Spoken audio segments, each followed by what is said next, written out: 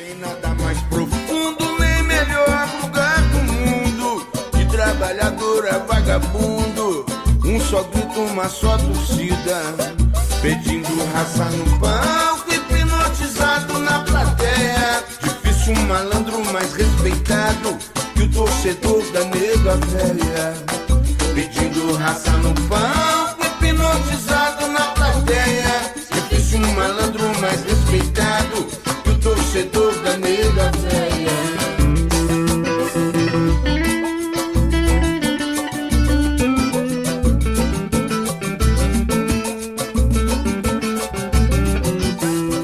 Bom, hoje estamos recebendo uma entrevista, um convidado especial. Piá vai falar conosco sobre, claro, 2003 e sobre a sua passagem na Ponte Preta.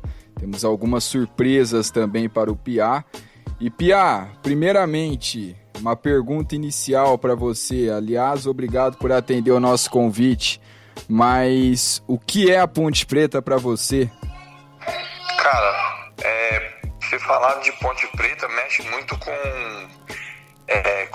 comprometimento, com sentimento, com coração, porque dentro dos 26 clubes onde eu joguei no decorrer da minha vida dentro do futebol, foi o clube que eu mais me identifiquei, que eu mais tive um comprometimento, mais tive ligado dentro do clube. Então acho que falar de Ponte Preta para mim, hoje dentro do futebol, eu falo como se fosse a minha casa, a Ponte Preta. Israel, tua primeira pergunta aí pro Piá. Piá, cara, eu queria perguntar para você de início. Você chegou na Ponte no começo de 99, se eu não me engano foi isso. Depois você ficou naquele ano, permaneceu no ano de 99. Depois você jogou o Paulistão pela Matonense em 2000. Aí você volta depois pro Brasileiro de 2000 com a maior contratação da Ponte na história. Como foi o começo seu na Ponte e o que você guarda desse início da Ponte que até hoje você carrega e por onde você passou? Olha, em 99, né, cara, eu estava na Matonense. Eu estava na Matonense no Paulistão da Série A1, né, na primeira divisão do Paulistão. A gente tinha feito uma ótima campanha já na primeira fase, tínhamos, né, terminado entre os primeiros. E ia começar a segunda fase do Paulistão, quando surgiu a oportunidade da Ponte Preta. Eu era do Santos ainda, eu estava emprestado à Matonense, e aí a Ponte Preta entrou em contato comigo, acabou falando comigo, né? Eu já, claro, morei em Limeira a minha vida toda, já conhecia a Ponte Preta, mas não conhecia a fundo, né? E quando surgiu a oportunidade, eu mais de que rápido aceitei. Até porque a Ponte Preta na época estava na Série A2 do Paulista, mas a Ponte Preta era a Série A do Brasileiro. Então eu acabei indo para a Ponte Preta em 99, cheguei no meio do campeonato da Série A2, que a gente acabou tendo a oportunidade, né, de subir aquele ano.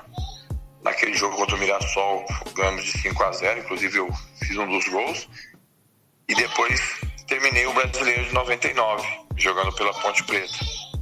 Depois eu voltei para o Santos, que era o meu clube, e logo em seguida a Matonense me reemprestou de novo para a primeira divisão do Paulistão, em 2000. E foi o ano que eu fui, joguei na Matonense. Quando eu voltei para o Santos, a Ponte Preta acabou me negociando e me comprando. E na época tinha um negócio que estava sendo negociado com o Panathinaikos da Grécia também. Eles estavam negociando, e quando o pessoal da Ponte entrou em contato comigo e falou que eles estavam no negócio também, que tinha interesse em me contratar em definitivo, né, foi uma das coisas que eu falei com o pessoal do Santos, o pessoal que tomava conta da minha carreira, e falei que eu queria ir para Ponte Preta. E foi quando eu acabei voltando no Brasileiro de 2000, em definitivo, né, como a maior contratação da história da Ponte Preta, e foi aonde eu joguei os outros anos, que foi até 2005, que foi o último ano que eu joguei pela Ponte Preta. Pia, você ouve a proposta do Panathinaikos? Você recebeu a proposta e você abdicou da proposta para voltar para a Ponte?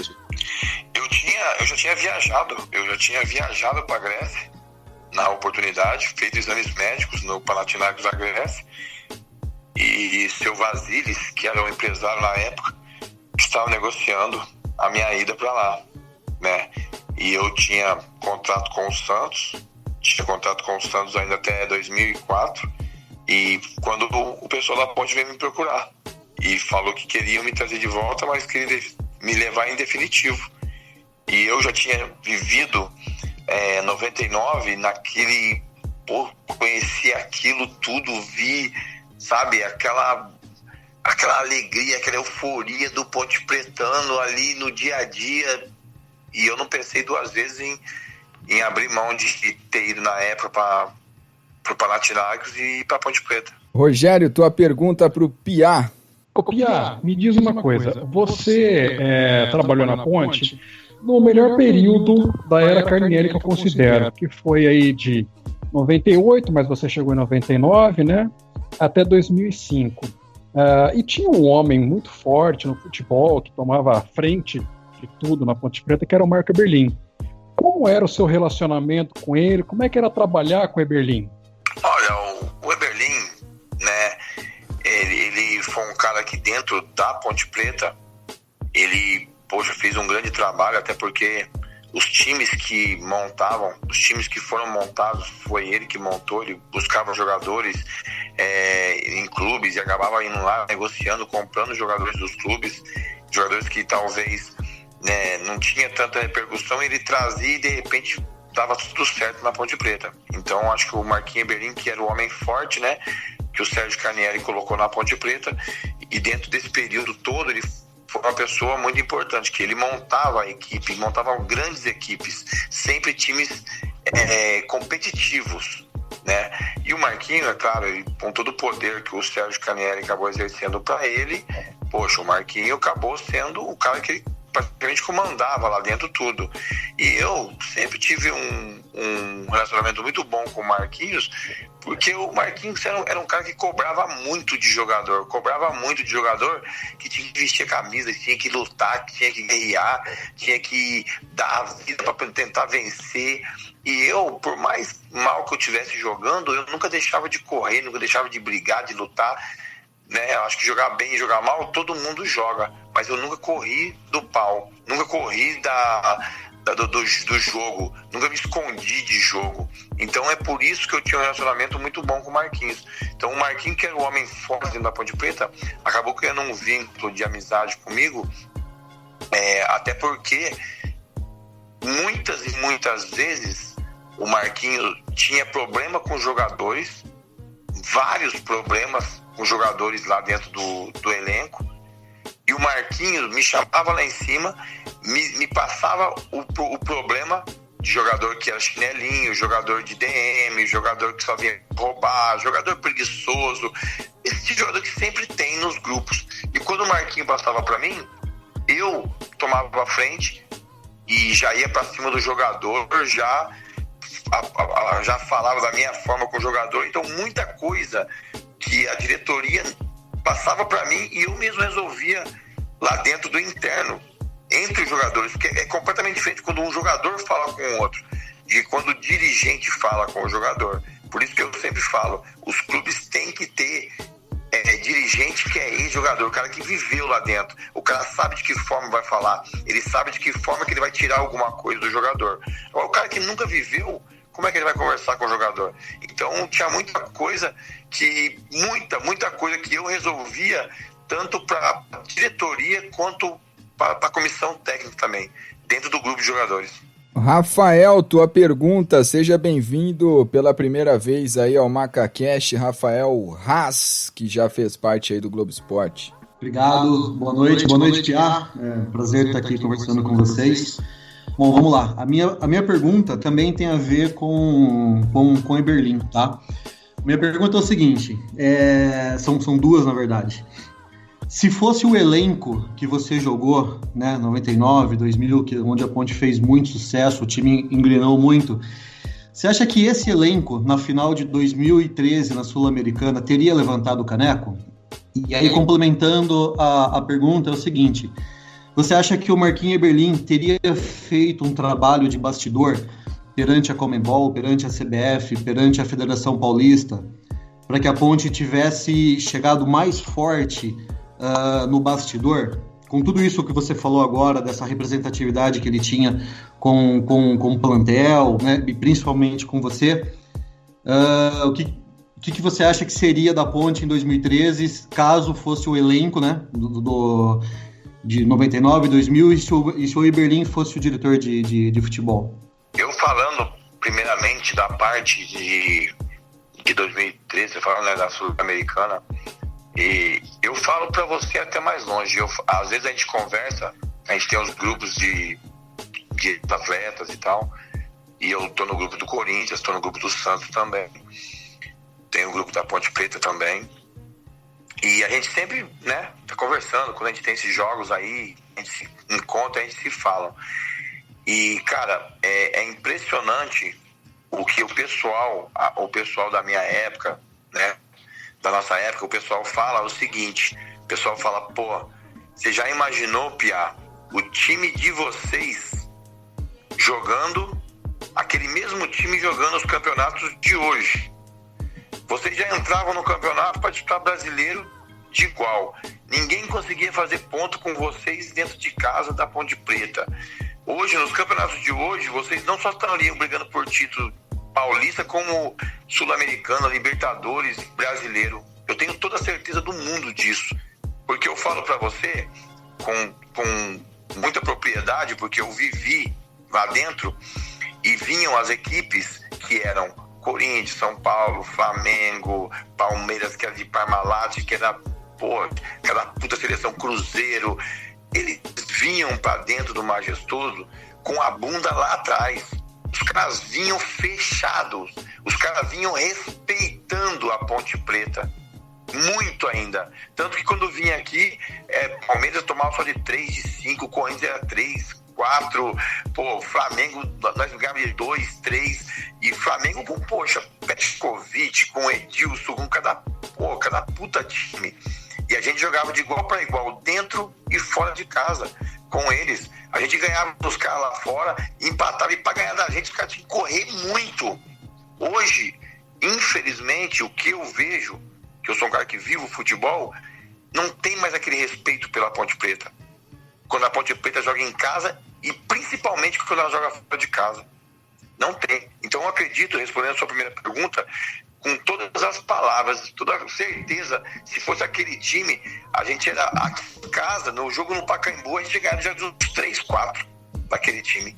Você pode ter certeza que nós tínhamos ido lá para a Argentina só para carimbar a faixa de campeão. Aquele ano de 2001, com aquele fatídico jogo de 3-1, o time do Botafogo entregue. Dentro do campo, os jogadores falavam pra gente, dentro do campo: meu, vocês vão ser campeão, o time de vocês é muito bom. Nós não vimos a cor da bola. Aí os caras, só em bola parada, 3 bolas paradas, conseguiram tirar a gente da final. Se a gente vai pra final, eu duvido que o Corinthians tinha time pra ganhar da gente em 2001. Tanto que a gente já tinha ganho dele já de 3-1 dentro de casa. Mas infelizmente, né, como uma coisa que sempre acontece, que é impressionante, a Ponte Preta não conseguiu chegar. E outra, o Lauro Gustavo falando da segunda parte, eu vivi situação, tanto você vê, Série A2 em 99, na Série A2 de 99, quando nós subimos, a gente fazia nossa parte dentro de campo, mas por fora, misericórdia, os caras faziam um trabalho com federação e brasileiro na CBF, os caras viajavam, trabalhavam a parte, sabe, era feito um trabalho muito forte da Ponte Preta lá por fora, e tem que ser feito, entendeu? Você tem que ter contatos com pessoas lá em cima para ter retaguarda, e isso a Ponte Preta tinha. Por isso que a gente disputava todos os campeonatos. Eu joguei os brasileiros 99, 2000, 2001, 2002, todos eles nós terminamos entre os 4, todos eles. Então você imagina hoje, nós jogávamos Libertadores todo ano, só que infelizmente naquela época não tinha. Mas nós jogávamos todos os campeonatos, nós tivemos entre os 4. Pra você ter uma ideia, vocês vão lembrar disso, quando eu cheguei na Ponte em 99, em 98, o Campeonato Brasileiro, a Ponte quase caiu. Escapou, acho que na última rodada contra o América de Natal. E aí você já entrava em 99 com um percentual muito baixo. Nós já entramos no campeonato, vocês lembram disso, que tinha o percentual do ano passado.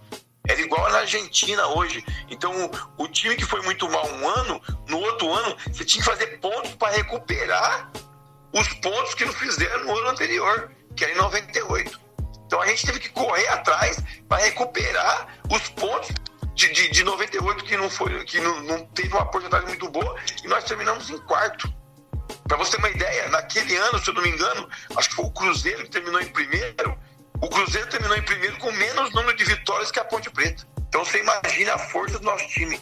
E era um time que jovem, era um time jovem mesclado com alguns jogadores experientes, só que todo mundo queria vencer. Meu, o que nós saímos de porrada naquele túnel, naquele vestiário? O que nós saímos de porrada com o jogador e voltar pro segundo tempo e todo mundo correr para vencer?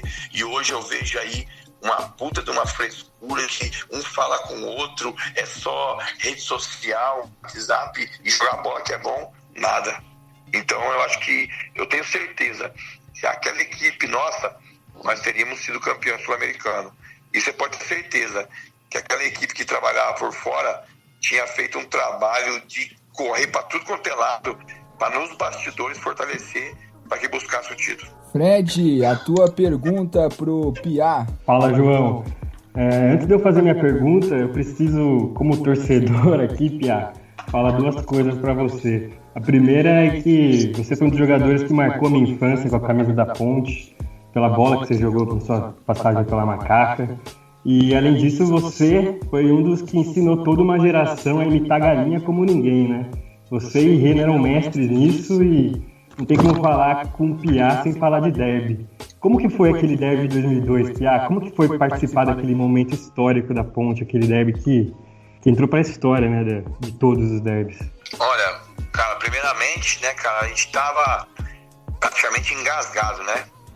Eu cheguei em 99, a gente teve aquele jogo no Majestoso, foi um 0x0, só que o pau comeu e futebol praticamente quase não teve, foi 0x0, foi o jogo mais faltoso do Campeonato Brasileiro. Depois nós com o time brigando para ser campeão lá em cima, eles brigando para não cair, e a gente acabou perdendo para eles. Quando a gente chegou em 2002, que teve aquele problema da arquibancada, tudo aquilo aconteceu, os torcedores nossos machucados, a gente saiu perdendo 2x0, consegui reverter o resultado, virar o jogo para 4x2. Cara, eu lembro que choveu bastante aquele dia, a gente mergulhava no meio das poças, corria na frente do tobogã do Guarani e imitava a galinha. Que aquilo estava engasgado daquele jogo que eles dançaram a valsa lá no campo do Guarani lá. Eles imitaram, saiu dançando a valsa, que a Ponte tinha feito aniversário, acho que era 16 anos e tal. Então, aquilo estava engasgado. Quando a gente venceu eles, ali, quem estava antes, quem já vinha ali já de tempo, já sabia o que era aquilo, o que estava engasgado pra gente. Até porque a Ponte Preta não ganhava do Guarani, mas ficou quantos anos na segunda divisão? Então não tinha como jogar, não jogava nem contra, né? Mas eles iam contando aquilo. E quando aconteceu aquilo, a gente vencia aquele jogo, misericórdia. Nós saímos pra cidade, poxa, você não tem uma noção a festa que nós fizemos aquele dia. Pra você ter uma noção, eu morava atrás do campo do Guarani. Por querer, eu fui morar ali. E eu morava em frente à casa do Lorenzetti, que era o presidente do Guarani. E depois daquele jogo nós fomos pra minha casa, fizemos uma festa lá e nós jogava fogos, mirava tudo na casa dele. Fizemos uma bagunça danada. Piá, aproveita e já fala. O 2002, a quebra do tabu ou o Rirena 2003? Qual que foi? Cara, ó, eu tive a oportunidade de participar de dois grandes derbys. São de situações diferentes. Eu falo de 2002, era uma situação que estava todo mundo engasgado por causa do tempo, que a Ponte Preta não vencia o Guarani, aquela coisa toda, os caras dançaram valsa aquele dia lá, que depois nós ganhamos e dançamos valsa lá no campo deles, fizemos uma festa do caramba. E 2003 foi uma situação diferente, que eu ainda não tinha vivido dentro da Ponte Preta, porque até então, nos outros anos, a gente jogava o derby sempre como favorito. Nós tínhamos um puta de um time que vinha atropelando todo mundo. Então, quando eu chegava no derby, a Ponte Preta era sempre o favorito, porque era um puta de um elenco que tinha. Em 2003, já não.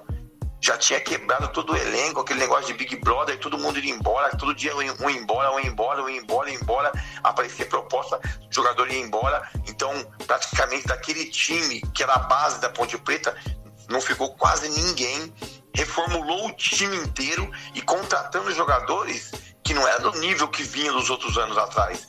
Teve que contratar de uma forma diferente porque estava sem dinheiro, não tinha dinheiro, não estava nem pagando, nós ficamos 10 meses sem receber.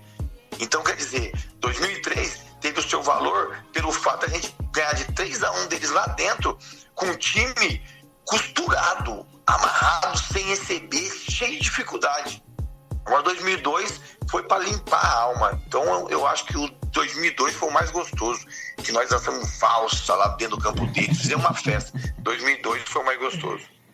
Ô Piá, e temos a primeira surpresa para você, e vai te mandar um abraço, um cara que jogou com você, inclusive. E, bom, fale por você aí, Adrianinho. Tá na escuta pra falar com o Piá, um cara que você jogou aí do lado do Piá há muito tempo. Como é que foi essa resenha aí com o Piá, hein, Adrianinho? Fale com o homem, Adrianinho. Tô aqui ouvindo o Piá falar aí, contar as histórias. Chegou o traíra aí, gente. Chegou o traíra aí, ó. E aí, como é que tá? Pô, Adrianinho, que saudade de você, meu irmão. Mó satisfação falar contigo. Só te vejo nas redes sociais. Eu sei que os lemãozinhos, tudo lá nos Estados Unidos. Pô, feliz pra caramba, cara, com você. Fiquei puto pra caramba com a entrevista que você deu lá, você me chamando de torto. Vai se fuder, Adrianinho. Porra. Ô, Pia, conta agora pra eles aí a realidade dos seus alongamentos. Conta. Ô, Adriano, você falou aquilo lá, aí a gente tava aqui, né, no grupo aqui, né, pessoal que da época que jogou comigo e tal, aí o pessoal, né, conversando aqui, e tem uns 6 preparadores físicos que me passaram comigo, inclusive um deles é o Melo. O Melo que é do Vanderlei, né, do Luxemburgo. Aí o Melo falou assim, cara, o Cristiano, quando foi trabalhar com o Abel, várias vezes eu encontrava com ele, ele falava pra mim se você já era assim no Santos, que eu peguei o Melo no Santos em 97, quando era moleque, né, começando. Aí o Melo falou assim, eu já falei pro Cristiano, o Piá já é daquele jeito lá em 97, com o Luxemburgo, ele já não alongava, não aquecia, eu tinha que ficar brigando com ele no treinamento físico, misericórdia. Ele era bom na pré-temporada, ele se preparava. Depois da pré-temporada, você esquece de treinar, que ele não treinava. Só que chegava no jogo, ele corria, só que ele não sentia lesão muscular. Eu, praticamente, minha vida toda, nunca tive lesão muscular de ficar de fora, porque abriu alguma coisa, sabe? Nada. As minhas lesões foram graves. Machucou, quebrou, teve que operar, essas coisas. Mas lesão muscular eu nunca tive. Então eu sempre falava pro Cristiano, o Daninho lembra, você fala, Cristiano, alongamento é errado. Eu não alongo, não aqueço e não sinto nada. Isso aí tá errado. E o Cristiano ficava doido. Ele falava, você tem que te levar eu pra um estudo pra aprender. Porque eu não alongava. Pô, mas alongar é ruim demais, Adrianinho. Misericórdia, velho. É que o Cristiano sempre foi um cara muito dedicado, né, Piá? Estudava muito, um cara que, nossa, fazia de tudo pra fazer o melhor. O Cristiano era top. E aí, todos os estudos do Cristiano, ele foi estudar nos Estados Unidos, aquela coisa toda, chegava com muita teoria lá. E aí, todos os jogadores, ele convencendo o jogador, vamos alongar. Isso que a gente olhava pro Piá e falava, cara, o Piá não alonga, não faz nada, corre pra caramba e não se machuca. Não, eu não vou alongar também não, ninguém queria alongar, cara. Eu falava, não, isso aí tá errado, tem alguma coisa errada aí. Até hoje ele fala isso, Adriano. Até hoje eu falo o Cristiano, né, ele fala, Piá, você é o cara que eu quero longe de mim, porque você vai contra tudo que eu digo. Ô Piá, o Adrianinho falou de uma história aí de uma vez que você teve que parar no McDonald's antes do jogo. Isso aí é verídico, ô Piá? Não paramos no McDonald's, nós estávamos na concentração, pô. E eu chegava muito cansado. E o Adrianinho ficava comigo no quarto e eu perdi a hora de café, perdi a hora do almoço, de janta, de café da noite. E eu não comia nada, não descia pra ninguém. Eu só ficava tomando Coca-Cola bolacha, chocolate e Coca-Cola. Aí no dia do jogo lá, eu perdi o horário do almoço, aí eu pedi pro Sidão, pô. Aí o Sidão foi lá buscar um McDonald's pra me jogar. O Adrianinho, o homem jogou bem?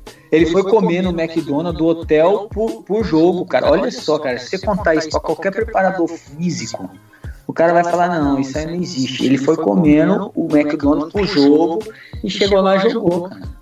Da onde que surgiu, assim, podemos dizer, essa rivalidade toda aí que você tem com o Guarani e tudo mais, esse negócio de dançar valsa e tal? Até hoje o torcedor lembra de ti por causa dessas histórias aí e tudo mais de dançar valsa. Você veio pra Ponte, você já sabia? Como é que foi essa situação aí, Piá? Não, foi criada ali dentro mesmo. Cara, e deixa eu te falar pra você que é uma coisa engraçada, porque é o seguinte, na época, né, quando eu fui pra Ponte, aí já cheguei na Ponte, já tinha aquele negócio, já a Ponte já fazia muito tempo e não vencia o Guarani, e aí todo mundo falava, os torcedores falavam. Quando eu cheguei na Ponte, na época, eu vim da Matonense, eu tinha um carro, uma Cherokee verde. Aí, quando eu assinei o contrato, tudo lá, antes de eu descer, o Marquinho, o pessoal lá falou pra mim, ó, já troca esse carro amanhã, nem vem com esse carro mais aqui não, porque seu carro é verde, senão você não vai nem jogar aqui na Ponte Preta. Aí eu comecei a entender melhor o que era aquela rivalidade. E aí, o que aconteceu que virou muita rivalidade mesmo, porque foi o seguinte, teve alguns jogadores que eram meus amigos, inclusive, e que vieram pro Guarani, na época, né? E eu, né, na época, gostava um pouco de dar uma volta à noite, perdia a hora de voltar para casa. E aí acabei, né? Eu chamava o pessoal pra, ver o pessoal. O Alexandre Meia jogou comigo no Santos, o Emerson, o Zé Pequeno, tinha jogado comigo na Internacional de Limeira quando nós começamos, tal. O Tacílio, o volante, o Negão, era meu amigo. E quando os caras estavam no Guarani, cara, eu falava com o pessoal e conversando com eles. E aí, vamos lá em casa, né? Vamos lá em casa, vamos almoçar, vamos jantar, vamos um churrasco lá em casa. Quero te ver, vamos se ver. E o pessoal falava pra mim que lá embaixo, no Guarani, o pessoal da diretoria lá, a torcida, falava pra eles, falava, se nós soubermos, nós pegar algum de vocês junto com o Piá, que nós sabemos que o Piá vive na noite aí, cara, nem é que vocês não pisam mais no Guarani. Aí eu falava, caramba, mas o cara, né, já falava isso de mim porque eu ficava imitando a galinha. Aí, por causa disso aí que eu comecei a fazer mesmo. E chegou uma época, velho, que é até engraçado falar isso, que eu saía, e se eu chegava num bar, ou chegava numa boate, num pagode, em algum lugar, e tinha jogador do Guarani lá dentro, e eram os caras que eu não tinha amizade, eu fazia embora. Eu sempre andava daquele jeito, andava com meus amigos também, chegava lá, ia lá pro gerente, pro segurança, e falava, eu vou quebrar o bar todo se esse cara não for embora. E eu fiz os caras embora de bar, de pagode, de balada, um monte de vez, jogador embora. Porque eu junto comigo lá dentro não ficava. Então criou uma rivalidade muito grande. Quando chegava no derby, o Adrianinho lembra disso, eu, né, depois do Ronaldão, eu sempre fui capitão dos times, já falava pros caras no vestiário, ninguém pega na mão de ninguém do outro lado, nem olha pro outro lado. Virou uma coisa de rivalidade de verdade mesmo. Rafa, tua pergunta. Opa, vamos lá. Fugindo um pouquinho do assunto de derby, que tá excelente, na verdade. Piá, a gente sabe da sua proximidade com o Eberlin e com o Sérgio Carnielli também. E a gente sabe que você é um cara extremamente inteligente, do meio do futebol, né? Vive até hoje. Primeiro, a frustração da Ponte nunca ter sido campeã, mesmo com todo o investimento do Sérgio Carnielli. E a segunda, e acho que mais importante, se você esquece agora o Sérgio Carnielli, se você fosse o homem do dinheiro, se você tivesse a grana que o Sérgio Carnielli tem, né? O que você faria de diferente para fazer a Ponte campeã? Olha, eu acho que hoje, né, eu vejo assim dentro da Ponte Preta, dentro das contratações, o ano passado, quando eu vi dentro da Ponte, o Felipe, o Marcelinho Paulista, com todo o respeito que eu tenho com eles, grandes jogadores que foram também, jogamos contra, mas que vínculo que esses caras têm dentro da Ponte Preta. O Felipe vai contratar um jogador para Ponte Preta, ele que é carioca, que a maioria é preguiçoso, joga no Rio de Janeiro um futebol completamente diferente, que é um futebol mais de passe e tal, aí vai trazer um jogador para Ponte Preta. Vamos colocar assim, se você vai contratar um jogador hoje, dentro do Flamengo ali, você pega o Everton Ribeiro, craque, meia, canhotinho, talvez não jogue na Ponte,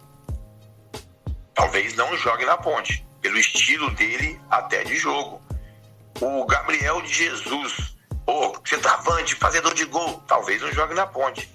Um outro jogador, talvez, que não seja tão habilidoso, não seja tão craque, mas seja mais porradeiro, que vai pro pau, que não foge do pau, que briga, que luta, é mais um jogador na cara de Ponte Preta. Então, o cara para contratar dentro de um clube, ele tem que conhecer o clube dele, conhecer as características do clube dele, certo? Vou dar um exemplo muito próximo, que é real até hoje, para vocês. O Corinthians quis mudar tudo o que foi feito a vida inteira num campeonato. Trouxe um treinador que já veio com uma cabeça completamente diferente e quis mudar tudo o jeito do Corinthians. Olha a situação que está aí. Então, talvez uma pessoa que era tão criticada, que era o Carille, mas ele era um conhecedor de onde ele estava. Ele sabia onde estava pisando. Então, ele ia contratar, montar o time, ele sabia o que estava fazendo. E coisa que eu vi assim na nossa época era isso. Ia se contratar um jogador, quantas vezes, isso eu falo por mim, que eu participei, quantas vezes na contratação de jogador que o treinador chegava e pedia o jogador. Eberlin, Sérgio Carnieri, lá em cima da sala deles, me chamarem lá, eu, Ronaldão, Paulão, Ezequiel, nós subirmos, sentar lá na mesa do presidente e eles perguntarem a nossa opinião. Será que esse jogador joga na Ponte Preta? Vocês conhecem aí? Então, a Ponte Preta ela contratava jogador que tinha a cara de Ponte Preta, entendeu? Hoje eu vejo que tem vários jogadores. Na nossa época, aconteceu o quê? Dos 8 anos que eu vivi de Ponte Preta, foram pouquíssimos jogadores que vieram contratados que não deram certo na Ponte Preta. Hoje, são pouquíssimos que dão certo. E de uma forma completamente diferente, de valores completamente diferentes. Então eu acho que se a Ponte Preta, o Sérgio Carnieri, com toda a estrutura que ele tem, com as condições que ele tem para colocar a Ponte, para brigar por título, para buscar o que é o mais importante do clube, que é buscar um título em nacional, um título grande, eu acho que a Ponte Preta tinha que investir e muito, primeiramente, na base, onde foi abandonada a Ponte Preta. Até há pouco tempo atrás estava terceirizada. O ano passado, o Sub-23 foi uma vergonha. Como que você vai montar um time Sub-23 que é os jogadores que vai suprir o profissional no que precisar? Os caras jogam 10 jogos, não ganham um. Então, eu acredito que a Ponte Preta teve a maior força dela dentro da base, quando a Ponte Preta trabalhava muito forte e valorizava a sua base. Tanto que, em 98, quando foi mal no Brasileiro, que mandou todo mundo embora e colocou só os moleques para jogar, colocou os moleques porque na cabeça deles eles tinham que a Ponte Preta já tinha caído em 98. E a molecada segurou a onda e não deixou cair. Em 99 deu moral e colocou a molecada para jogar, fez aquela mescla de experientes e jogadores mais jovens, mas jogadores mais jovens que ele já vem jogando um derby desde 13, 14 anos, vivendo a Ponte Preta, sabendo que é aquela cobrança ali. Quantos jogadores eu não vi ficar escondido dentro do vestiário lá, com medo de sair, jogadores consagrados, com nome, mas porque não conhecia. Acostumado a jogar, Corinthians e Palmeiras que eu joguei, Atlético Mineiro e Cruzeiro, puta rivalidade, tudo. Mas eu vi a rivalidade de Guarani e Ponte Preta é muito maior que essas rivalidades. Mas se o cara não tem o convite, ele não sabe. Pode falar, Pia, que jogadores foram esses? Como ele contratar. Que jogador é esse? Você pode citar ou não? Poxa, fica difícil você falar do nome do jogador, porque não é um. São vários jogadores que ficaram trancados no vestiário lá, com medo da torcida. Mas isso aí é uma coisa até chata, porque são caras que eu tenho amizade, né, tenho convívio com eles, mas aconteceu isso muito, de jogador ficar trancado no vestiário e não sair, ficar lá, esperar até 2 horas da manhã para sair do vestiário, com medo de sair, com medo da torcida. Então é uma coisa que é uma cobrança muito grande, porque é um clube que é o mais velho do Brasil e não tem um título importante. Então isso é uma cobrança muito grande. Então para você conseguir isso, primeiro, bota a mão na massa, aonde você vai tirar frutos, que é na base. Valoriza a base e dá moral. Para quando os caras subir como subia. Fábio Luciano, Adrianinho, Dionísio, Rodrigo, Rafael Santos, Jeanzinho, Luiz Carlos, Alessandra, uma molecada subia. Não precisava você ficar preocupado. Não, o molecada subia com personalidade. Porque ele jogava o derby na base e via o pau comer. Então você primeiro vai contratar jogador experiente, contrata jogador que quer vencer. Jogador que tem ainda interesse em alguma coisa, de buscar alguma coisa. Não jogador acomodado, que já ganhou tudo, ou às vezes não ganhou nada, mas é acomodado. Busca jogadores experientes, mas que quer alguma coisa. E bota pro cara lá, bota lá em cima do cara. Aqui é o seguinte, se você chegar, como na nossa época era feito isso, chegava e colocava, você não tinha negócio de bicho. Se vocês classificar entre os 8, é X pro grupo que eu dividir. Classificar entre os 4, é X pro grupo dividir. Chegou na semifinal, é tanto. Final é tanto. For campeão, é tanto. Coloca metas para os jogadores buscarem. Aí sim, você vai ter uma Ponte Preta com condições de brigar. Para ir de frente para brigar por título. Porque os anos que eu vivi na Ponte Preta foram anos assim. Que vinham os moleques da base, que eu mesmo depois bati de frente para não contratar jogador, para dar moral para os moleques, colocava os moleques para jogar e jogavam. Só que eu era o primeiro a chegar nos moleques e falar assim, tô dando minha cara para você jogar. Se você não jogar, você vai se fuder. O moleque ia e jogava. Então a Ponte tem que apostar primeiramente na base e outra, nas contratações. Saber que na hora de você contratar um jogador, busca o histórico, busca a vida do cara. Procura saber como ele é dentro do grupo, como ele é dentro de um clube, qual é o pensamento dele, se ele tem um pensamento de vencedor ou não. Um cara que quer vencer. Esse é o pensamento que eu tenho para que a Ponte Preta possa conseguir o seu objetivo. Vai lá, Israel. Qual derrota para vocês em campo? Pra gente, torcedor, todas doeram, mas para vocês em campo, qual foi a pior derrota que vocês sentiram mais? 99 contra o São Paulo, que você estava envolvido, aliás, em todas vocês estavam envolvidos demais, né? 99 contra o São Paulo, 2000 contra o Grêmio, 2001 que você citou contra o Botafogo, que na minha opinião foi o jogo mais triste que eu presenciei no Majestoso nesses 30 anos que eu acompanho.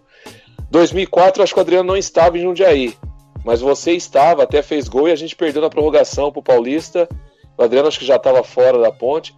Mas qual derrota para vocês? Vocês chegaram no vestiário depois e falaram, puta, esse jogo, acho que você vai falar 2001 pelo que você já falou, mas todas foram pra gente na arquibancada doloridas. Qual pra vocês, assim, que você olhava na cara dos caras no vestiário e falava, porra, esse jogo foi foda de perder? Olha, vou falar caso a caso, né? 99 contra o São Paulo, a gente era a surpresa, né? Nós classificamos em 4º lugar, pegamos São Paulo com vantagem, nós éramos a surpresa. Pegamos São Paulo, que era um grande time, depois passa a pegar os Corinthians. Quando a gente perdeu, a gente ficou muito chateado pela forma que foi.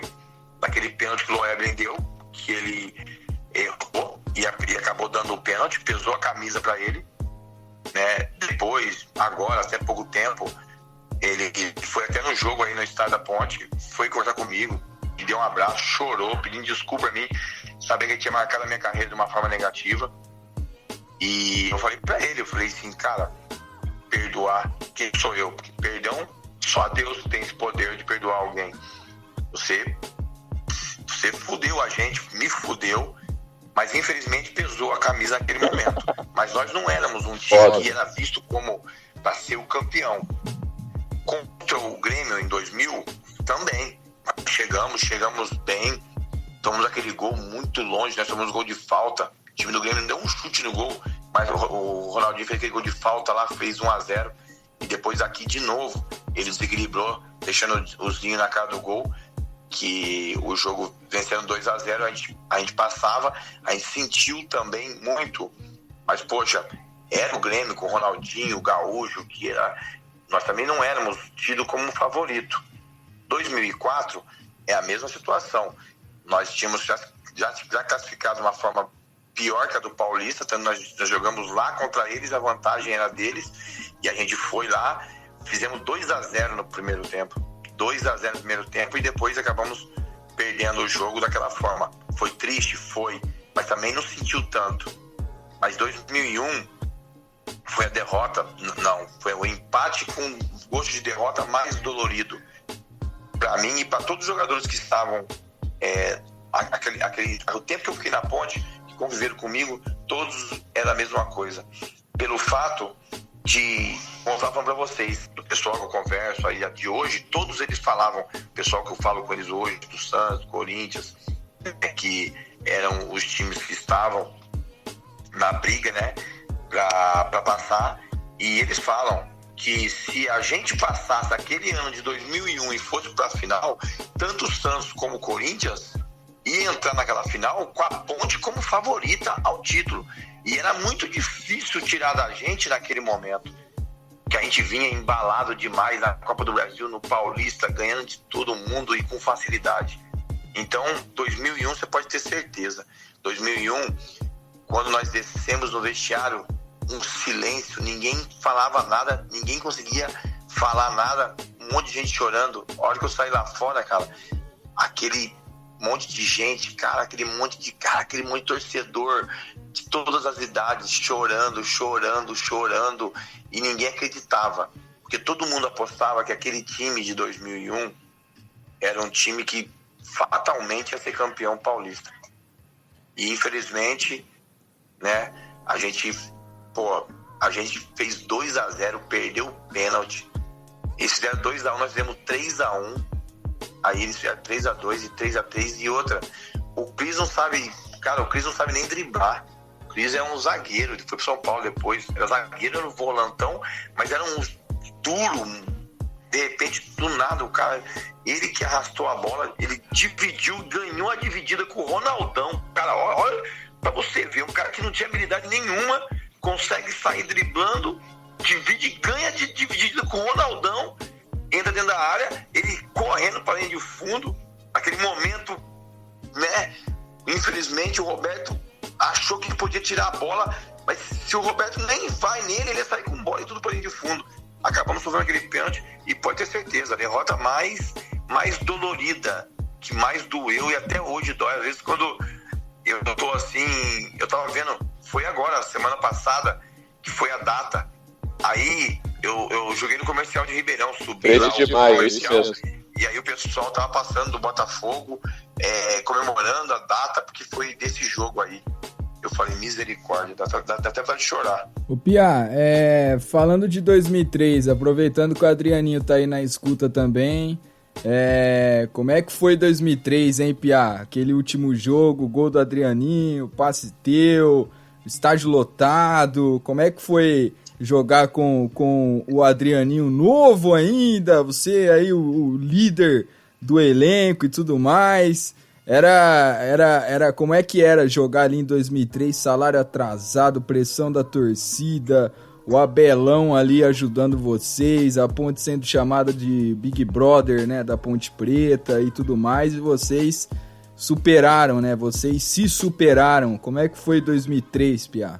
Olha, da mesma forma, né, que eu ouvi o Adrianinho falando na entrevista dele, que ele teve a proposta para sair naquela época, quando aconteceu tudo aquilo lá e que os jogadores foram saindo, meu telefone não parava de tocar.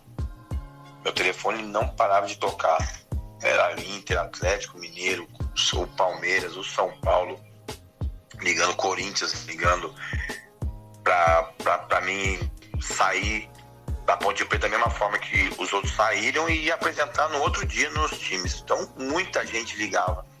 E eu tinha tido uma conversa no começo, quando começou aqueles negócios de todo mundo ir embora, o pessoal me chamou lá em cima, conversou comigo, né, falando comigo que, poxa, era um ano difícil, que se a gente não tivesse jogadores comprometidos com a Ponte Preta, fatalmente ia ser difícil segurar o time naquela divisão. E eu dei minha palavra e falei que eu não sairia, que eu ia ficar até o final, e fiquei até o final. Tanto que a gente conversava muito lá embaixo e a gente sabia que tinha proposta, vários jogadores recebiam proposta, mas foram poucos que ficaram até o final. E, né, a gente teve aquilo lá como um título. Aquele último jogo contra o Fortaleza foi um título para nós, a gente tirar a Ponte Preta daquela situação. Eu lembro um jogo antes, a gente contra o Flamengo no Maracanã, começou o jogo, o Felipe acertou um chute lá no ângulo, 1-0 pro Flamengo. Com aquele resultado a gente já estava sendo rebaixado. Aí eu acabei cavando um pênalti que não foi nada, foi um pênalti cavado, que o Rafael Ueta bateu e empatou 1-1. E naquele jogo todos os resultados deram certo para nós. Nós fomos pro último jogo contra o Fortaleza dependendo só da gente, mas difícil pra caramba, porque o empate era deles. O Fortaleza jogava pelo empate e pela vitória para escapar, e nós só ganhando escapávamos, sem depender de ninguém. E aí a gente foi e conseguiu tirar o time daquela situação. Um time jovem, um time mesclado de alguns jogadores experientes, poucos jogadores com a cara da Ponte Preta, que conheciam o que era o clube, vieram bastante jogadores contratados por causa da situação da Ponte Preta naquele momento, e a gente conseguiu chegar naquele último jogo, vencer de 2-0 com um gol do Adrianinho, outro gol do Gerson, o zagueiro.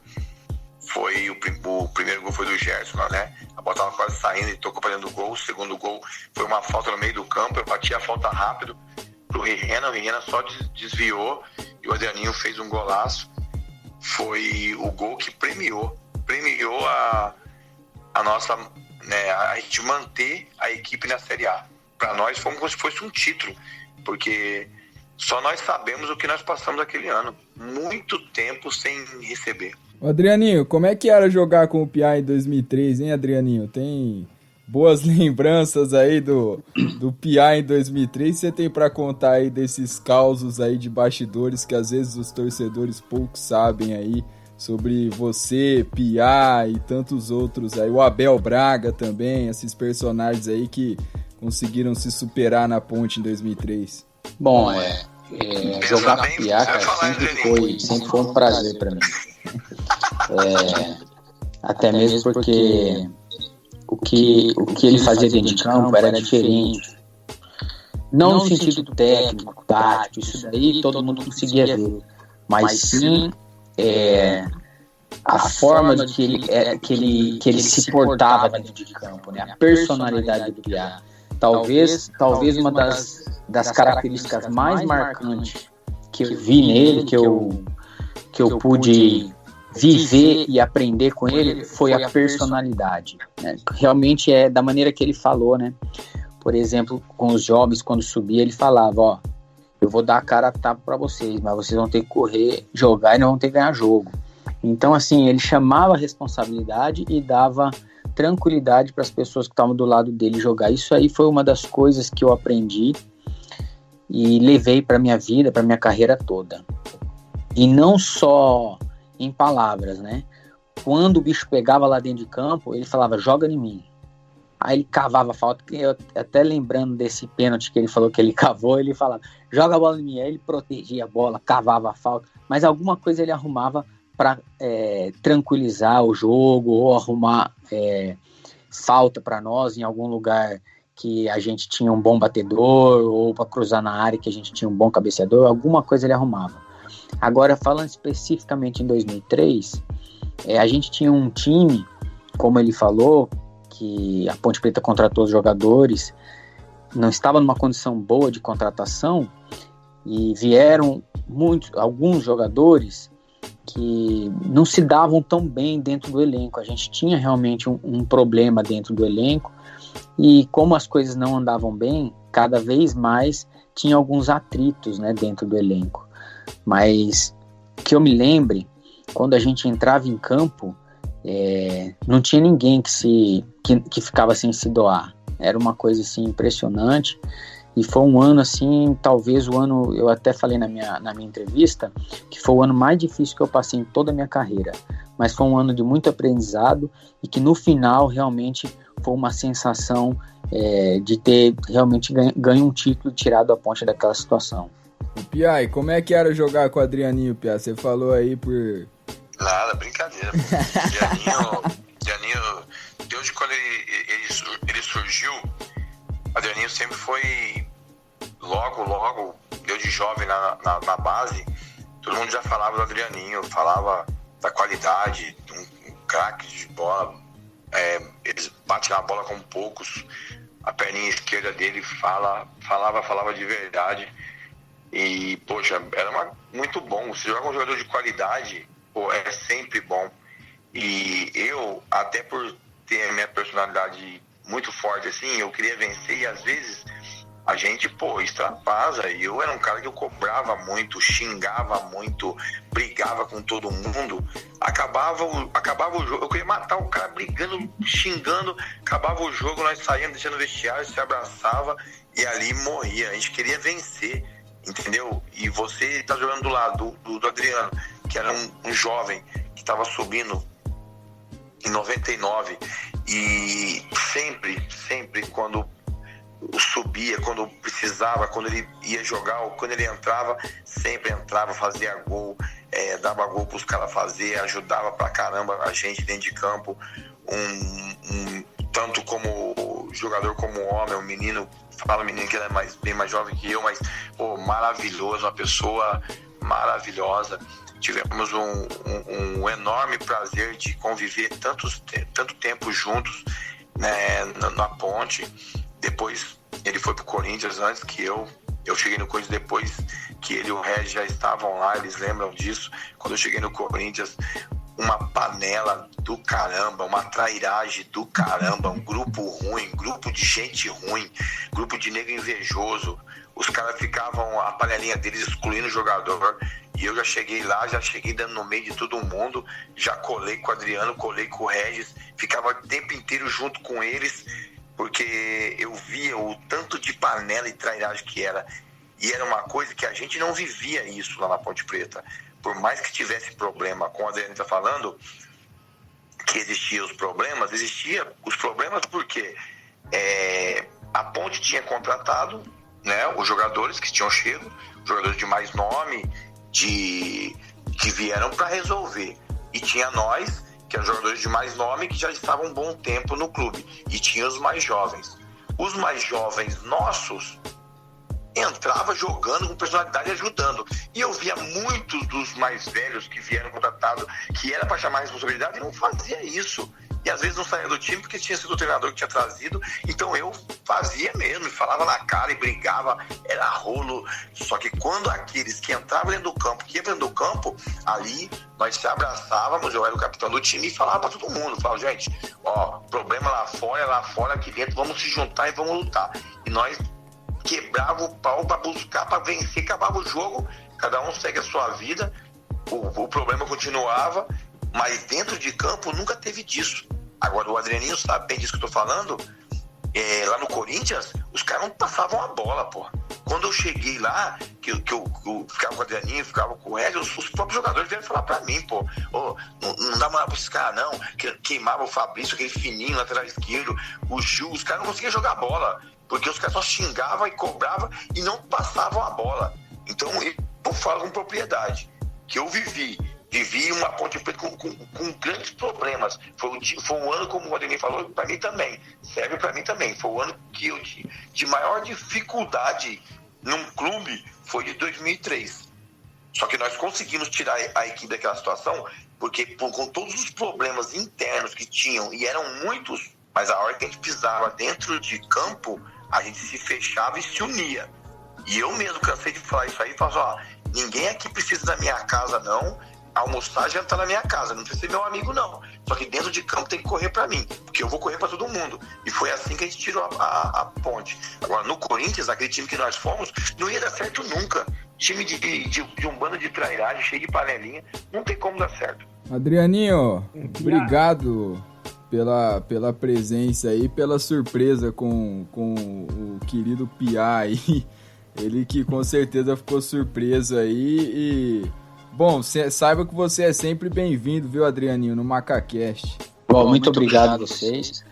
Foi um prazer para mim estar falando com todos vocês juntos. Um prazer falar novamente com o Piá. Faz muito tempo que a gente não se fala, não se vê nem nada. Faz tempo que não vou no Brasil também.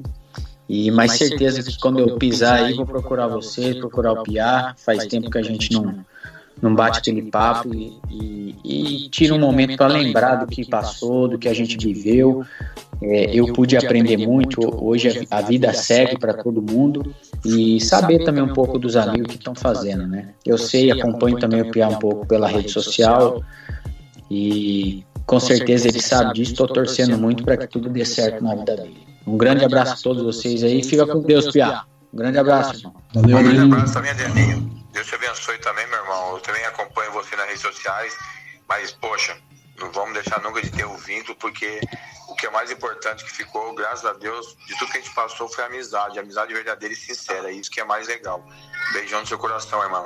Já pra cobrança de falta, tocando pra Rihana. Rihana tocou pra Adrianinho, desceu, é agora!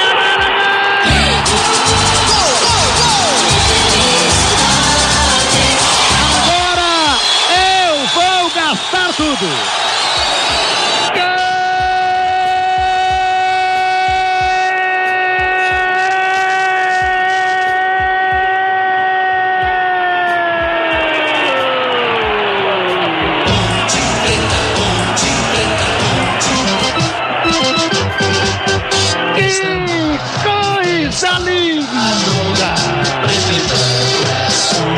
Que coisa maravilhosa!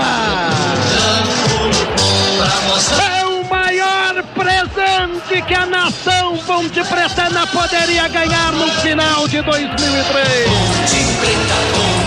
Uma alegria que enche de emoção o estádio Moisés Lucarelli Adrianinho é o nome dele.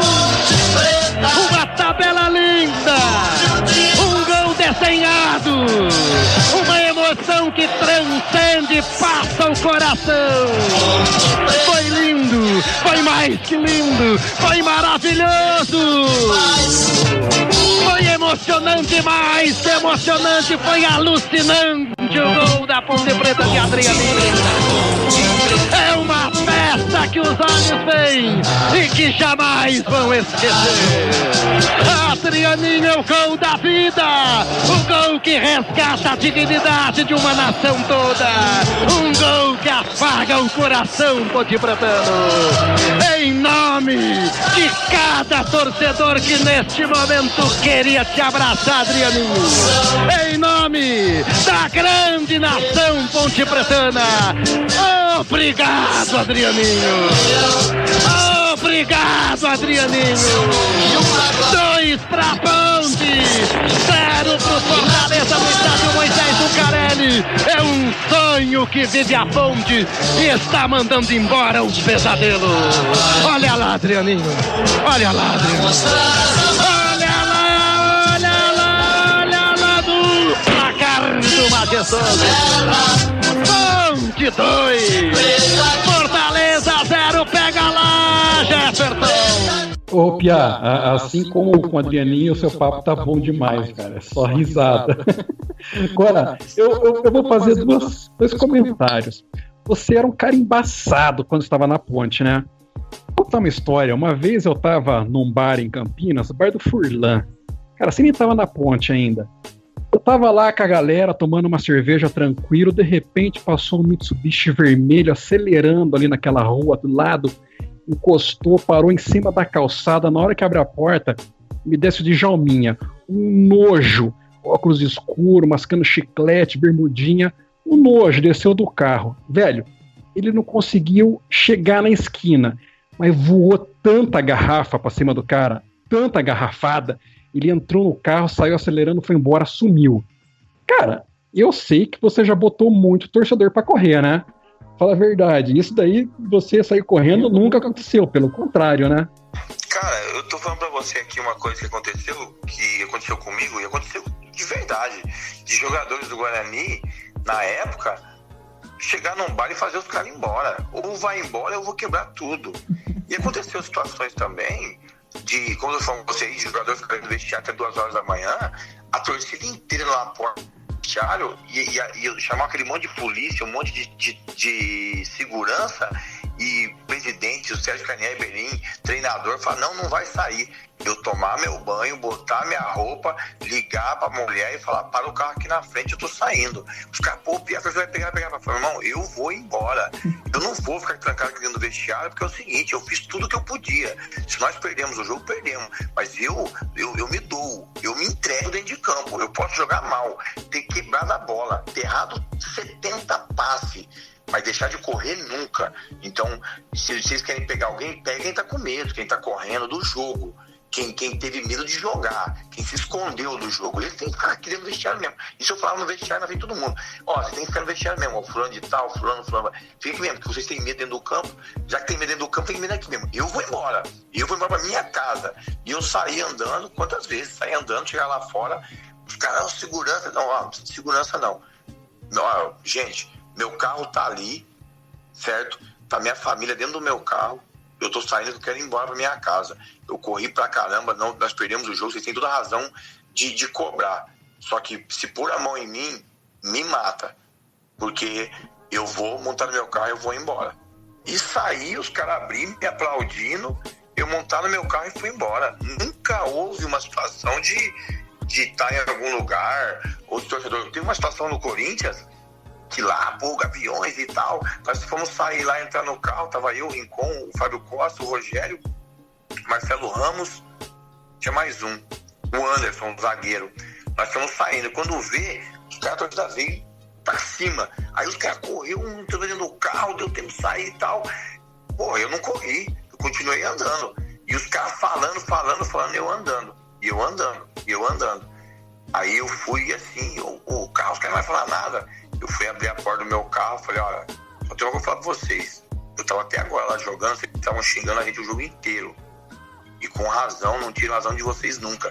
Nunca fiz gesto obsceno pra torcida, não mandei torcida se fuder nem nada, porque vocês são o coração do time. Agora eu tô aqui indo pra minha casa, certo? Vocês querem xingar, beleza. Só que se vocês colocar a mão em mim, aqui no meu carro, eu tô armado. Se botar a mão em mim, me machucar e eu chegar no que tá dentro do meu carro aqui, eu vou distribuir pra tudo quanto é lado. Os caras, não, nós só queremos conversar com você. E eu montei no carro e fui embora. Nunca aconteceu isso comigo, nunca. Até porque tá acontecendo comigo aqui, como você tá falando de Djalminha, você pode ter certeza. Eu ia até montar no carro e sair. Mas eu ia voltar, hein? Com certeza. Você sabe que o Ferreirão uma vez deu uma entrevista. O Ferreirão foi ser treinador na Portuguesa, se eu não me engano. E ele mencionou isso aí, essa história, que era difícil chegar no vestiário e cobrar os jogadores, porque tinha jogadores armados no vestiário, mas ele não falou o seu nome. Mas o Ferreirão, o saudoso Ferreirão, citou essa passagem aí quando vocês estavam na Portuguesa. Acho que o Regis estava com você também na Portuguesa, né? Tava o Regis também. E aproveitando que a gente está falando do Regis, aí você citou ele algumas vezes, não faz muito tempo eu vi uma entrevista dele, acho que foi para o UOL, e uma das partes que me marcou bastante foi que ele falou mais de uma vez sobre a sua parceria com ele, a amizade entre vocês dois. Eu queria que você falasse como que era, como que vocês começaram essa amizade, como que vocês se falam até hoje. Queria que você falasse um pouquinho pra gente dessa parceria sua com o Pitbull. Olha, cara, o Regis, poxa vida, mano, o Regis sempre foi um irmãozão, foi sempre um cara que fez só mal pra ele, né, infelizmente, né, o problema dele grave, né, cara, que é um problema que tem que ser cuidado. E na época que eu fui pra Ponte, conheci o Regis, e aí rápido, né, cara, você se pega mais afinidade com algumas pessoas, né, e nós fizemos uma amizade muito legal, muito legal. O Regis era um menino, porra, caramba, molecão maravilhoso. Mas desde aquela época tinha um problema dele, o Regis gostava de né, fumava maconha naquela época, e eu era um cara que cobrava muito ele, eu, o Fabinho, a gente pegava no pé do Regis, cobrava muito ele, e não adiantava, falava, e o Regis sempre teve esse problema, mas foi um problema que era só dele, só fazia mal pra ele, mas pra mais ninguém. Era um cara maravilhoso, sempre tinha um ótimo relacionamento com ele. Depois do Corinthians, depois quando eu fui pra Portuguesa, eu que levei pra Portuguesa. Falei pra ele, vem pra cá, vai ficar aí jogado aí, vem pra cá, vai que você vai jogar. Foi pra lá, falar pra você, foram poucos atacantes que eu vi jogar, a velocidade, a habilidade, a força do Neguinho, uma qualidade pra jogar, uma personalidade pra jogar, gostava da bola. Eu sempre gostei de jogador que gostava da bola. Jogador que corria da bola eu não gostava, não. E o Regis era um desses jogadores. Então pode ter certeza, a pessoa que até hoje tem um ótimo relacionamento com ele, faz até um pouco tempo que eu não falo com ele, que eu não tô sem o contato dele, mas sempre quando chegou lá dele, sempre falava com ele, sempre tava trocando ideia, e vivia na minha casa, vivia em Limeira, todos os meus amigos ele conheceu, virou amigo dele e convivia com ele, mas infelizmente, como eu te falei, fazia mal só para ele mesmo por causa essa questão que ele sempre foi voltado demais pro lado da droga, mas como pessoa, como jogador, meu Deus, como pessoa excelente, como jogador, craque demais. Ô Piá, tem um cara que faz parte da imprensa aqui de Campinas, aliás, dois, né? Vou colocar na medida do possível para que você possa ouvir. Ô João Lucas Dionísio, tudo bem com você? Um abraço, muito legal essa entrevista, com toda certeza, com o Piá. Eu tive a oportunidade de narrar muitos jogos do Piá, né? Aliás, o Piá, eu me lembro dele assim em alguns momentos. Por exemplo, certa feita num programa de televisão, embora ele não estivesse participando, aí a pessoa que estava comigo na apresentação falou assim, bom, a Ponte Preta contratou o Pia. Eu falei, Pia? Mas que Pia? O jogador, não, Piá, pelo amor de Deus, né? Essa foi uma passagem interessante na televisão. Mas eu me lembro do Piá, claro, no jogo contra o Fortaleza, no jogo, na campanha de 2003, a importância que ele teve para a Ponte Preta, sem dúvida, fantástica, fundamental. O Piá como jogador de futebol, pelas equipes que passou, com toda certeza foi muito bem, né? No Santos, no Corinthians, né? É interessante que eu me lembro do Piá numa passagem com o Corinthians, que ele jogava contra a Ponte Preta e no momento que ele foi substituído, pela força do hábito, ele tomou a direção do vestiário da Ponte Preta e não do vestiário do visitante. Uma passagem interessante também. Tem aquela partida com o São Paulo que o Piá abraçou a bola, o Loeblin deu pênalti, inclusive entrevistei o Loeblin outro dia no meu programa de rádio, no Visão Geral, e ele disse que se equivocou mesmo e que posteriormente chegou a pedir desculpas, inclusive, para o Piá. Mas, sabe, na verdade, assim, os árbitros erram também. Eu tenho quase que convicção plena, né? Não é quase, não, tenho convicção plena de que o Loeblin não fez aquilo por mal. Ele depois explicou direitinho na entrevista. Mas quero deixar aqui um abraço ao Piá. Como jogador de futebol, sempre admirei o Piá, ele foi extremamente importante, a torcida da Ponte tem um carinho especial por ele. Tem aquelas coisas que ele faz, né, que nós da imprensa não podemos aprovar, quando nos derbys, né, os gols que saíam contra o Guarani, as atitudes do Piá, enfim, mas faz parte do futebol, faz parte do folclore do futebol e nós vamos tocando em frente. Muito legal, grande abraço para você, grande abraço para o Piá. Piá que teve uma trajetória no futebol, sem dúvida, quase que sem reparos. Abraço para todos vocês. Um grande abraço para todos vocês, muito obrigado pelo convite para participar aí da programação. Quero mandar um grande abraço para o Piá. Piá foi um jogador fenomenal, genial, com a bola nos pés, raçudo, determinado. Tanto é que a torcida gostava muito do Piá, porque além da qualidade técnica, ele sempre foi um jogador com a característica daquela que a torcida da Ponte sempre gostou muito ao longo da história. O Piá custou para os cofres ponte-pretanos, foi um investimento fantástico, de R$1.200.000. Poucos jogadores ao longo da história mereceram um investimento como a Ponte Preta fez na contratação do Piá.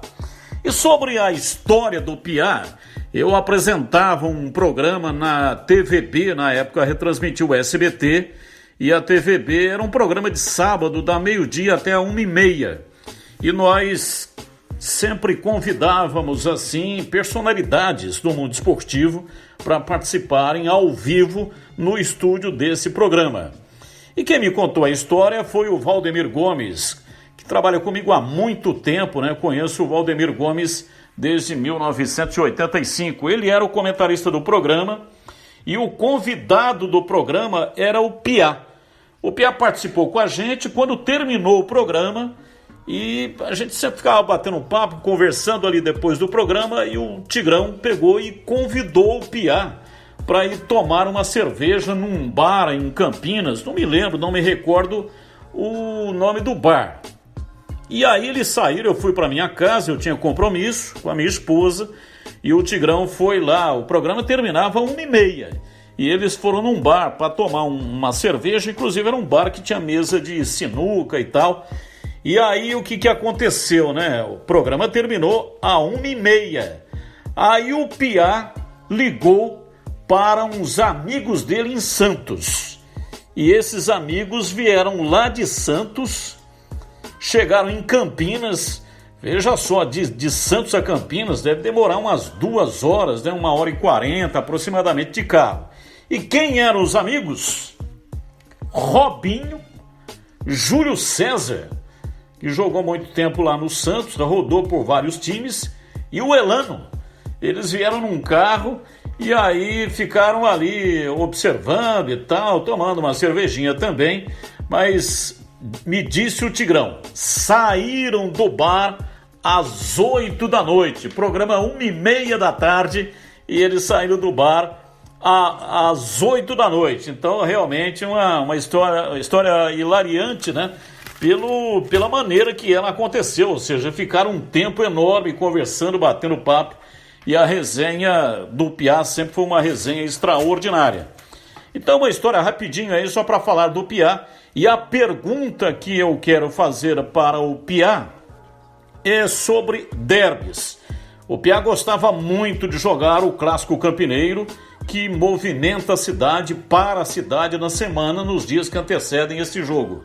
Então eu gostaria que ele relatasse para a gente qual a inspiração, de onde ele buscava forças para disputar o clássico da cidade, porque todas as vezes que ia disputar o derby, o Piá parece que se transformava muito além do que aquilo que ele se dedicava nos jogos normais das competições. Valeu, gente, um grande abraço para vocês, parabéns aí pela programação. A origem! Poxa, cara, eu falo a você, um dos pontos que eu falo, até pelo fato, assim, que a Ponte Preta, né, me proporcionou, foi que Campinas, cara, foi uma cidade que eu só fiz amizade. Você vê que, poxa, a própria imprensa, o pessoal da imprensa, poxa, muitas vezes me criticava, pô, você joga mal, vai criticar, e eu tinha amizade, andava com os caras, tinha amizade com várias pessoas da televisão e da rádio, e eu falava pro pessoal, a gente às vezes no churrasco, eu falava, gente, se eu jogar mal, vai falar mal, se eu jogar bem, vai falar bem. Isso não tem nada a ver, isso é o lado profissional. Então a gente sabia muito bem desligar disso. E nesse dia que eu fui no programa do TVB Esporte, na época, nós saímos, o Tigrão saiu de lá, falou, pô, Pia, vamos comer alguma coisa e tal. Aí nós fomos, vamos ali, vamos pra um bar ali, que vai ver uns amigos meus. E ele foi, encostou com a gente lá, o pessoal chegou lá de Santos, acabou ficando lá, jogando uma sinuca, conversando, tomando uma cerveja. O Tigrão foi embora umas 8, 9 horas. E eu acho que cheguei também em casa umas 8, 9 horas da manhã do outro dia. E, cara, foi aí sim, cara, foi muito legal com o Tigrão, cara, que eu tenho um carinho muito grande por ele também, por ele, pelo Carlos Batista. E, poxa, ele falando a respeito de derby, né, cara? Como eu falei pra vocês, eu joguei vários derbys de vários times, de vários estados. Joguei no Santos, joguei no Corinthians, joguei no Cruzeiro, Curitiba, que tinha muita rivalidade, Atletiba lá que eles chamam, né? Corinthians e Palmeiras, Santos e Corinthians, Cruzeiro e Atlético Mineiro. Mas, cara, de rivalidade, o que eu vivi, pode ter certeza, foi Ponte Guarani. E o que eu buscava dentro de mim, naquele jogo, no derby, que eu transformava o jogo, pra mim, numa guerra. Que a gente ia entrar pra matar ou morrer, a gente tinha que vencer de qualquer jeito. Porque se a gente não vencesse aquele jogo, uma torcida que já era carente de um título, já era, né, triste por não ter um título, o Guarani já se vangloriava pelo título que eles ganharam e tal, e aí chega no derby, a gente não vence, os caras vão querer ficar enchendo o saco. Então eu vesti um pouco da camisa de torcedor da Ponte Preta, e eu ia para campo jogando, mas pensando como torcedor ponte-pretano. O que o torcedor ia sentir depois daqueles 90 minutos que a gente tivesse perdido o jogo? De que forma que eles iam ser tratados, tirar o sarro deles, de uma torcida que já é bastante sofrida. Então eu entrava e encarnava naquilo que a gente precisava vencer para dar aquela alegria ao torcedor ponte-pretano. Então eu entrava como se fosse uma decisão, como se fosse uma final de campeonato. Era a forma que eu entrava e encarava o derby dessa forma. Por isso que eu não deixava ninguém do meu time nem cumprimentar. Vou contar uma rapidinho para vocês aqui. Teve um jogo, Ponte Guarani, o Macedinho tinha jogado comigo no Santos já, meu irmãozão, Macedo me chega na ponte, os caras tudo do outro lado, e nós falamos no vestiário, não quer ninguém metendo nos caras. Quando eu olho, acho que foi em 2001 ou 2000, não tô lembrado qual foi, lá no Brinco. Quando eu olho, tá o Macedo, nós estamos tudo do lado de cá, o Macedo lá de lá. Eu dou um pico, saio correndo, xingando o Macedo e falando pro Macedo, se você pegar na mão desse safado, você não vai nem jogar, seu filho de uma mãe. Xingava ele e tudo, o Macedo, tá louco você que não sei o que lá quer guerra, pô, então. Aí o Macedo virou as costas. Macedo falou, misericórdia, nunca mais, eu nem amizade com os caras do Guarani, eu falava que eu tinha perto do Piá. Por causa da rivalidade. Sensacional. Israel, estamos na reta final já do Macacast, infelizmente. Cara, que resenha. Sua pergunta, Israel. Pia, primeiro te agradecer por você ter aceitado o convite, aqui falar com os torcedores, né? Acho que é diferente de falar com a imprensa. Não que aqui não tem imprensa, nós temos jornalistas, historiadores aqui, mas é diferente de falar com a imprensa. A gente sente você mais solto, tal, a resenha flui mais legal. A gente agradece de coração você ter se disponibilizado a falar com a gente aí por esse tempo todo. Eu queria te agradecer de coração, dizer que você realmente foi um dos caras que mais representou o torcedor. Para mim, que tô na arquibancada há muito tempo, olhava para você e não era só imitando o Galinha, não. Era jogando também, era não pipocando. Eu lembro muito bem da sua volta em 2005 no jogo contra o Juventude, o que você fez naquela virada, o que você motivava o time.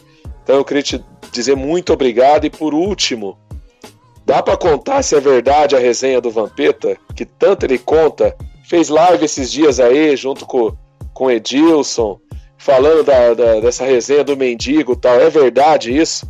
Se você puder falar, muito obrigado, boa sorte na sua carreira. Espero um dia ver você trabalhar na Ponte de novo, agora na comissão técnica, onde for, porque a gente sente muita falta de jogador, como você falou lá no começo, jogador como você era, como o Fabinho era, como o Regis era, como o Adriano era, Dionísio, toda essa geração que marcou aí o início da era Carnielli, e que hoje a gente a gente está na página do Histórias da Ponte, e toda vez que publica algum jogo ou foto de vocês dessa época, é a nostalgia e uma única palavra: saudade, saudade, saudade. Muito obrigado, abraço e boa sorte. Obrigado, um grande abraço a você também aí. Deixa eu fechar a porta aqui do quarto aqui para minha mulher não escutar essa história de novo. Essa história é com a minha esposa. E ela ficou doida da vida. Nós fomos jogar no Master do Corinthians e nós estamos na resenha. Cada um contando resenha ali. E aí, né, o Vampeta sabia dessa aí. E aí, não conta. Aí eu fui e contei. Tinha um show de pagode na época. E eu cheguei em casa louco pra ir pro show. Quando eu cheguei em casa, minha mulher tava prontinha pra ir pro show, porque ela sabia que tinha um show. Aí eu tô tomando banho pensando o que eu ia fazer pra poder ir. Aí foi aonde eu chamei ela pra vir tomar banho comigo. Ela veio de roupa tudo maquiada, cabelo tudo feito. Ela conversando comigo, eu puxei ela debaixo do chuveiro. Isso molhou toda a égua. Eu falei, não, eu puxei você aqui, amor, eu queria fazer amor com você. Resumindo, até ela secar aquele cabelo, tirar aquela maquiagem, fazer maquiagem de novo, eu já tava lá no pagode. Aí, na hora de voltar embora pra casa, puta merda, e agora? A mulher vai me matar. Aí eu parei num posto, fiz posto 24 horas, tinha um povo lá pedindo as coisas aos mendigos. Falei, vocês tá com fome? Tô. Então monta aqui no carro. Joguei dentro do carro, fui pra minha casa. A hora que eu abri o portão, abri a porta, a mulher saiu doida. Eu falei, sei que eu errei, eu sei que eu pisei na bola, mas é o seguinte, povo na rua passando fome, eu não aguentei de dó, vim trazer isso pra comer. Ela, o quê? Você já veio pra cá, já tá de um monte de gente de casa. Puta que pra falar zero. Meu Deus do céu, sensacional. Ai. Ô Fred, tua pergunta aí pro Piá, Fred. Piá, um jogo que me marcou muito, seu com a camisa da Ponte, foi aquele jogo da sua volta em 2005, Ponte e Juventude. Você deve lembrar bem desse jogo. A Ponte saiu perdendo de 2-0. Você entrou e marcou o terceiro gol da virada no finalzinho. Eu não estava no estádio, mas eu lembro, tenho exatamente na minha cabeça o momento que eu estava ouvindo o rádio. Lembro que quando falou que o Piau ia entrar, eu, agora vai, e foi. E eu queria saber nesse período, você saiu da Ponte em 2004 e voltou em 2005, no meio do campeonato. Como que foi esse período? Por que você saiu e logo depois voltou? Como foi esse período longe da Ponte? Como que foi essa volta triunfante? Olha, na época, como eu te falei, em 2003 o Corinthians já estava atrás de mim. Já queria me levar. Aí acabei ficando, por causa da situação da Ponte, eu acabei não indo.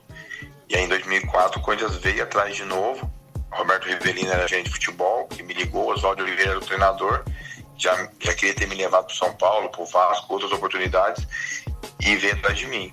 E aí acabou, a gente acabou negociando. Na época a Ponte também não queria que eu fosse, mas, poxa, eu tava saindo da Ponte para ir pro Corinthians, era uma oportunidade, e eu acabei indo.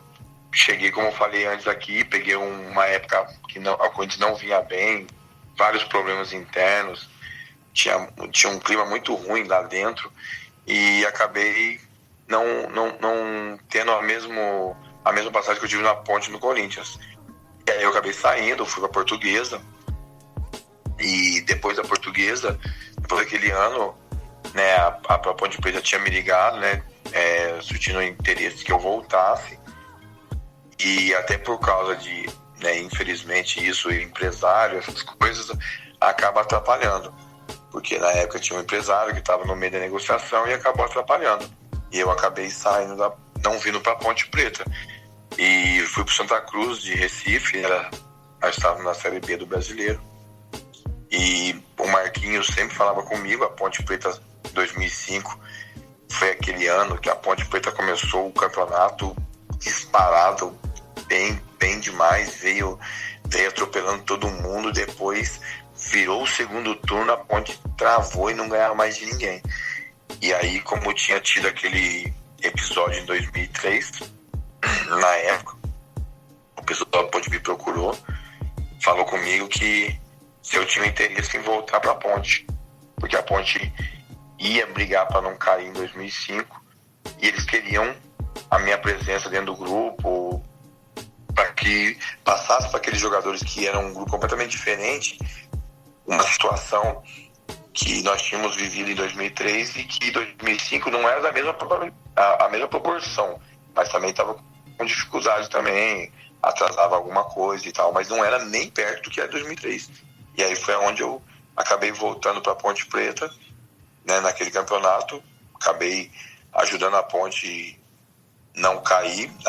Na minha volta, eu estava no banco, estava 2-0 para o Juventude, depois que eu entrei, nós empatamos 2-2, eu fiz o terceiro que nós vencemos, e foi onde depois eu acabei encerrando meu ciclo com a Ponte Preta.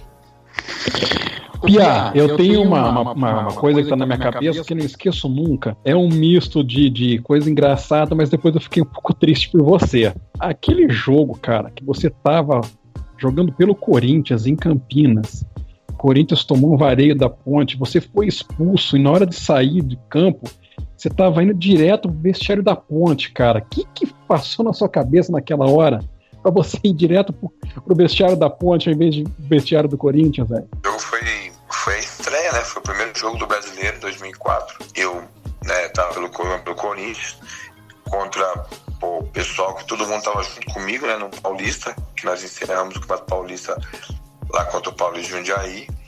E, poxa, naquele jogo, como você falou, eu acabei sendo expulso. E quando eu tô saindo, você imagina, o cara 7 anos entrando naquele vestiário todo dia, de manhã e à tarde de jogo. Quando eu saí tão cabreiro que eu errei e fui mesmo pro vestiário da Ponte Preta. Aí o Fábio Costa chamou eu assim, Piá, é o outro vestiário, é o outro vestiário. Aí que eu virei e fui pro vestiário do Corinthians, né? Mas eu tava indo no vestiário da Ponte mesmo. Falei, caramba, até nisso, eu fiquei tanto tempo entrando naquele vestiário ali, que justo no jogo contra a Ponte Preta eu vou entrar naquele vestiário. Aí os caras da Ponte já cantando, gritando que eu era Ponte Pretano. Aquilo ali, né, foi pra me ajudar mais ainda, pra fechar com chave de ouro no Corinthians. Tem um cara aqui, mais um, que quer te mandar um abraço, que você citou ele, vamos ver se tu reconhece também.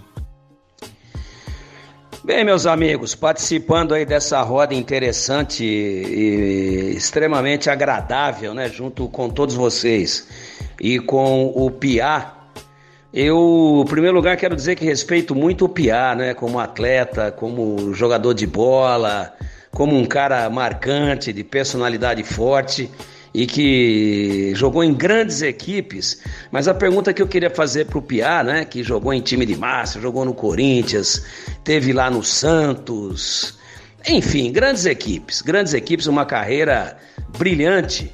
Mas eu queria saber se o Piá tem a mesma impressão que eu tenho dele, de que o melhor momento da carreira dele, tecnicamente, pela liderança, por aquilo que ele representou como ídolo da torcida, se esse momento efetivamente foi na Ponte ou se ele destacaria, né? Mais algum momento, mais alguma passagem, mais alguma fase da carreira dele que tenha sido tão contundente, assim, tão picante e tão importante na vida profissional dele como foi a Ponte. Tigrão, como eu falei vocês, esse é meu amigo, gente boa demais, meu parceiro, Deus, da época que eu jogava, né, aí na Ponte Preta, a gente sempre tinha um ótimo resolvimento. E, poxa, já falei disso, não tem dúvida que a Ponte Preta foi o ápice da minha carreira, foi o clube que eu mais me identifiquei, o clube que eu mais tive o prazer de jogar. Eu me sentia bem com a camisa da Ponte Preta, me sentia em casa, me sentia à vontade.